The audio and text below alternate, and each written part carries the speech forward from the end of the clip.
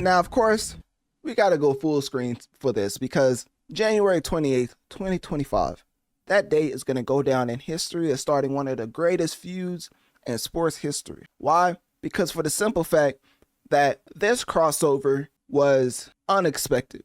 It's almost like when Superman and Spider-Man cross over into each other's universes. We're like, hold up now. These two aren't supposed to cross over. They're supposed to be in their own lane covering the universe from their respective sides, right? But that obviously was not the case.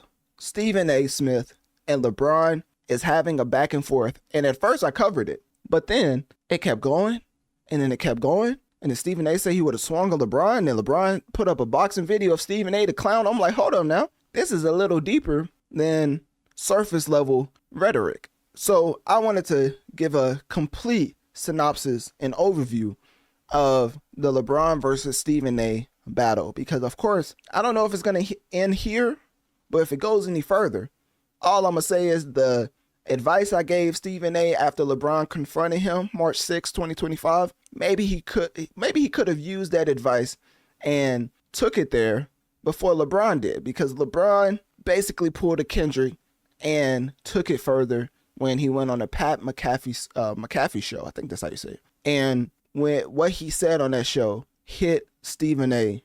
directly, as now the public perception is that LeBron put Stephen A. in a very uncomfortable position to the point where now it seems as if Stephen A. was turned into an ASMR analyst. Now, before I get more into that, as far as my personal take on what he should have did, let's just go over the overview, right? Stephen A. obviously is a cover of sports. Bronny is in the National Basketball Association. But because of LeBron James being, in my opinion, the greatest human to ever touch a basketball, he inevitably got his son on the Lakers as, I think it was the 55th draft pick. So there was a lot of turmoil with that because people are saying that LeBron should not have that ability to get Bronny drafted, not only drafted, but also $5 million, or $5 to $8 million, I forget. But the contract that he signed was pretty exorbitant, especially for a person of his stature in the draft, right? LeBron's the greatest human to ever touch a ball. So those people who had those critiques, I think they're just hating. Nepotism is a real thing. And if you're the greatest human to ever play a sport, I think you should be afforded some level of control over where your son ends up in your career, right? So LeBron had the option to put his son on his team, and he took it. And not only was Bronny not a first round, I don't think he was a first round, maybe he was, I don't know. He was a 55th overall draft pick. So it wasn't like the Lakers used some top tier pick on him. I think they ended up getting like Dalton Connect as one of their earlier picks.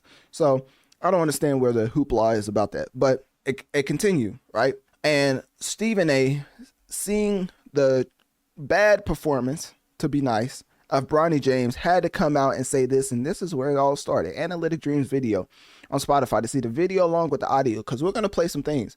I just want y'all to know, this is a complete overview of LeBron versus Stephen A., and this is where it all started. I am pleading with LeBron James as a father. Stop.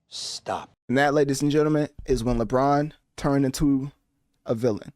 And he was like, hold up now. I know he ain't saying what I think he's saying. We all know that Bronny James is in the NBA because of his dad. The first game of the season, opening night, the Griffey's in attendance, father-son duo playing in an NBA game for the first time, an absolutely positively wonderful story. And then reality sets. We love what we're seeing from him in the G League because that's where you belong. As you hone your skills and you get better and you legitimately earn, which I believe he has the potential to do. I am rooting for Bronny James. It would be cruel to root against him.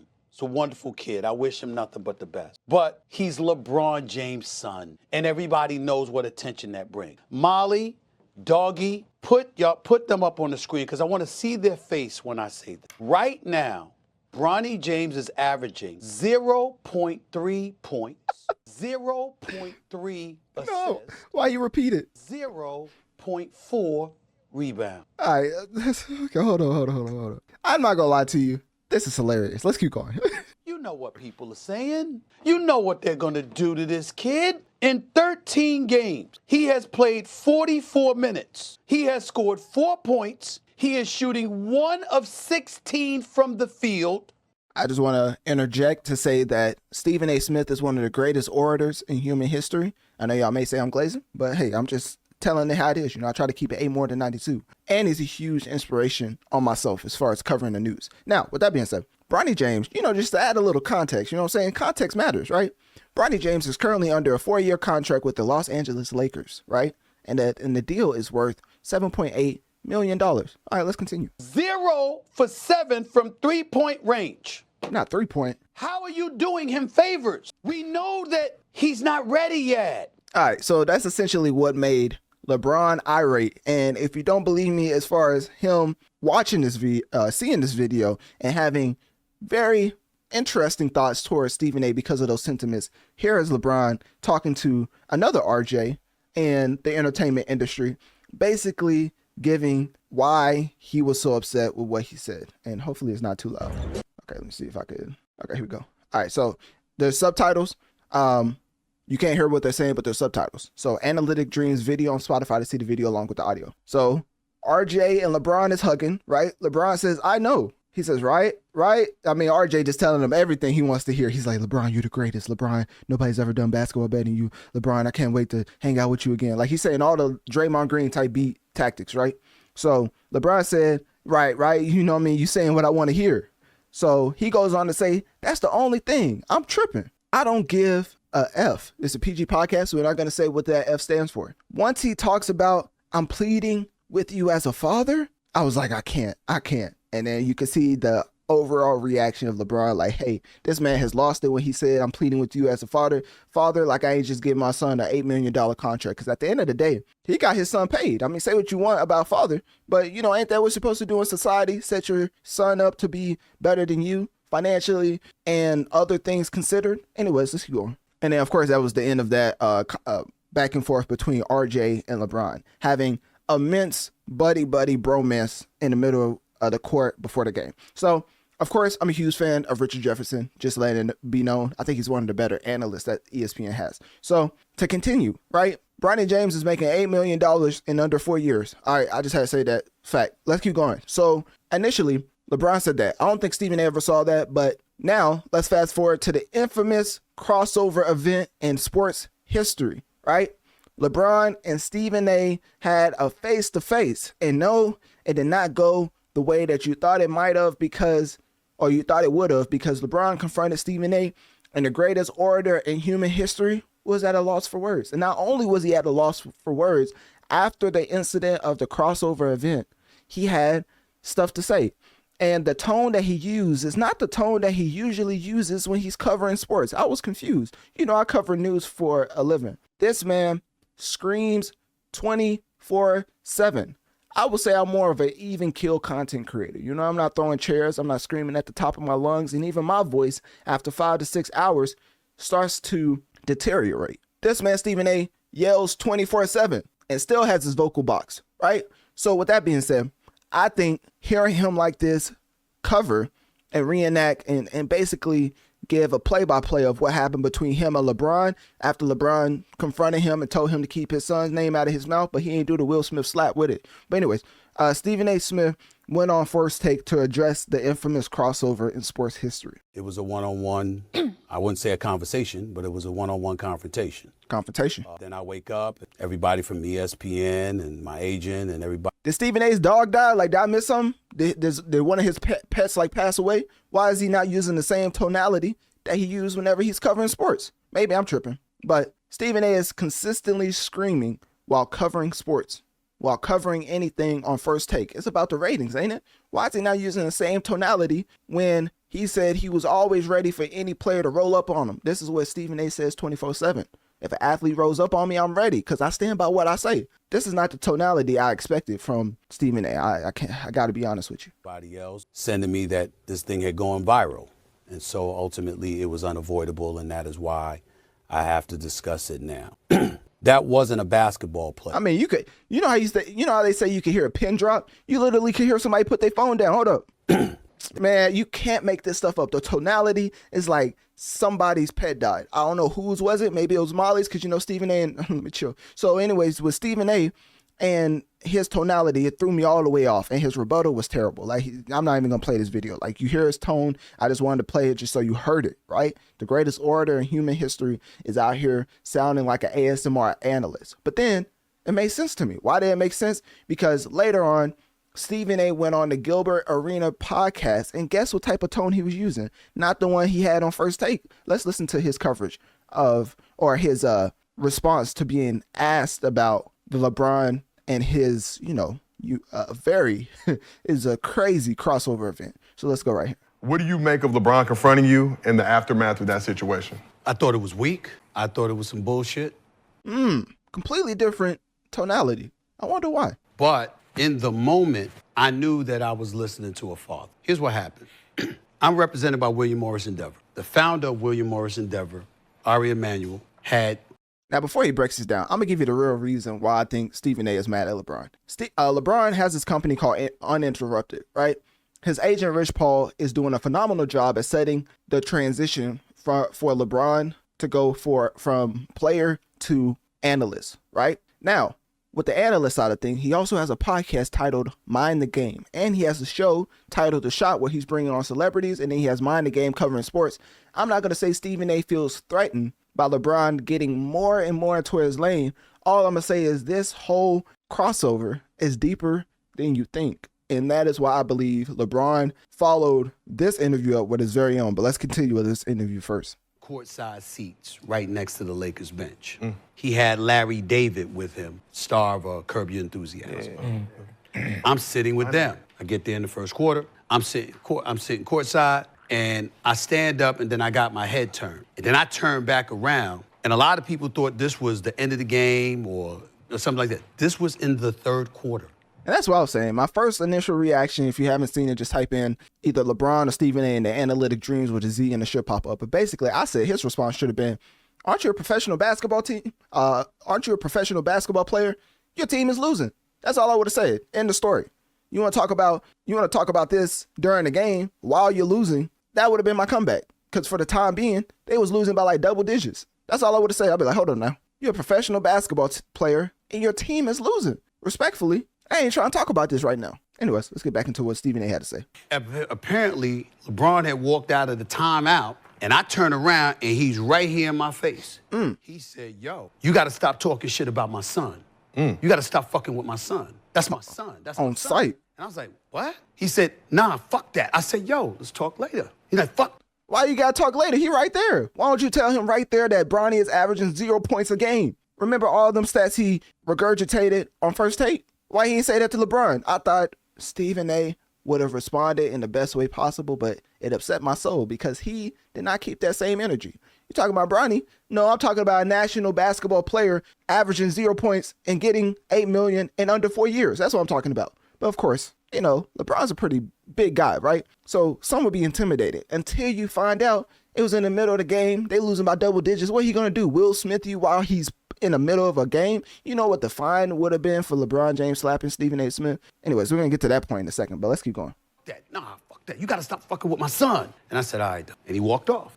So I remember during a timeout in the first quarter seeing Bronny. And Bronny looked over at me, and he had this sad look on him. Sad day in history. And I'm imagining Pop saw that shit. It hit him. And he couldn't hold it, and he rolled up. And so when I went on the air the next morning, first things first, believe it or not, I know this is shocking for people to believe, but I didn't have any intentions on talking about it until I woke up that morning and saw that the shit had gone viral. All right, so we're not going to let him regurgitate. I just wanted y'all to hear the tonality shift between First Take and him going on the Gilbert Arena podcast.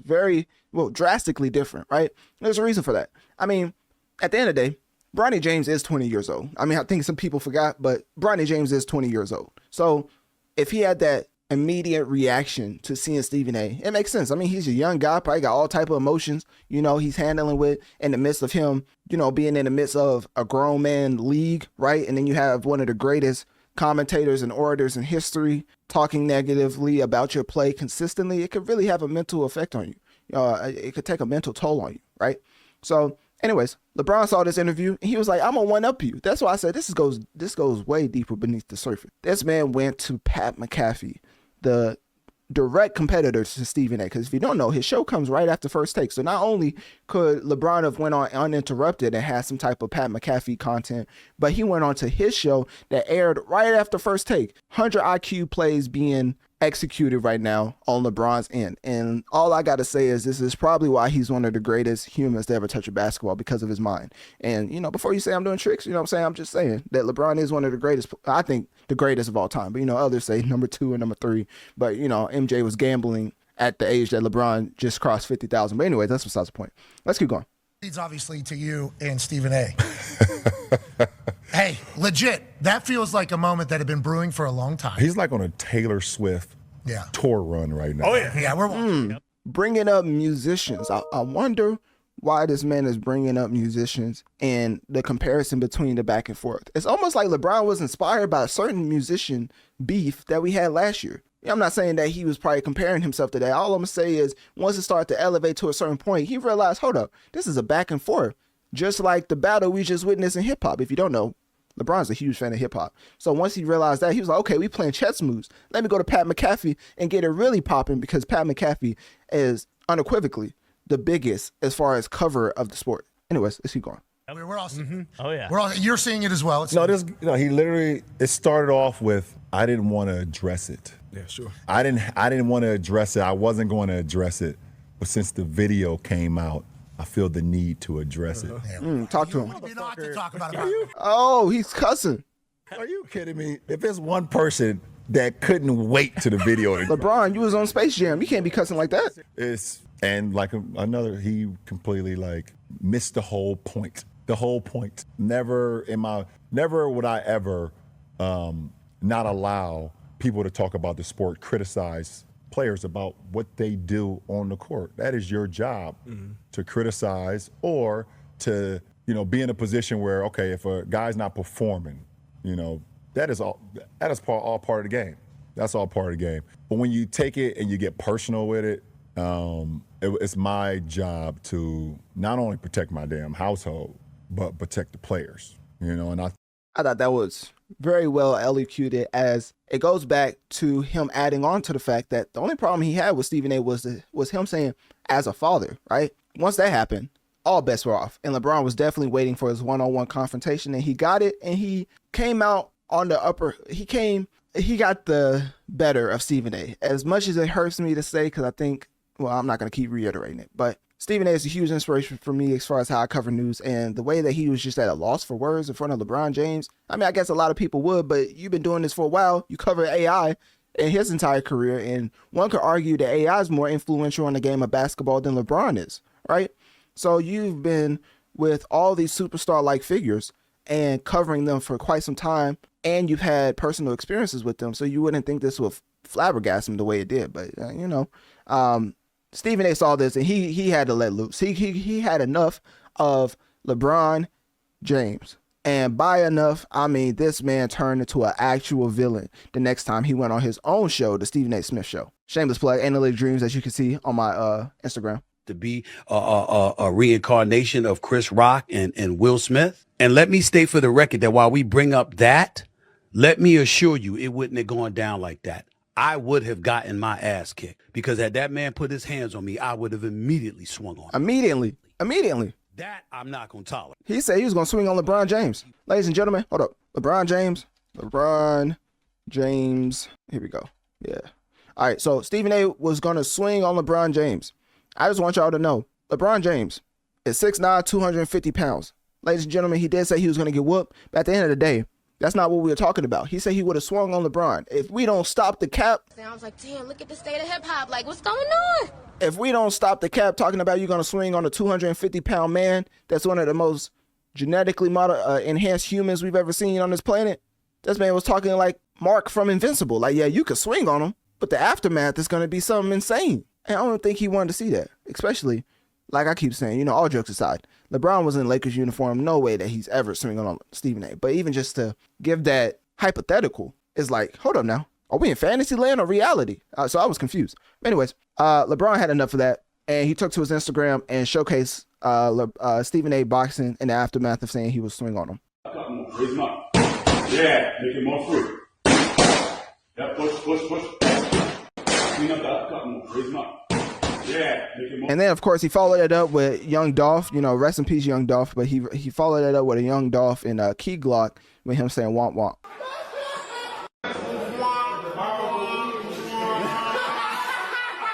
And that is a perfect response because I don't think LeBron's going to give this any more light, which is why I chose to cover this at the point that I did as far as the feud. Because now it's almost as if the feud is over and LeBron got the better end of the stick, pause, when it came to his battle with Stephen A. Now, what was my suggestion way before this all started? I'm glad you asked, because when it comes to LeBron James, there's a lot of things that's beneath the smoke and mirrors. And once you become a student of just covering news, right, you start to get tidbits that is not accessible to the general public because they just didn't dive that deep into it, or people just don't want to expose them like that. Sort of like with Diddy with the whole Cassie situation, right? Not talking about LeBron and assaulting anybody, talking about how celebrities have deep, dark secrets that are hidden because of their power, money-wise, and respect, right?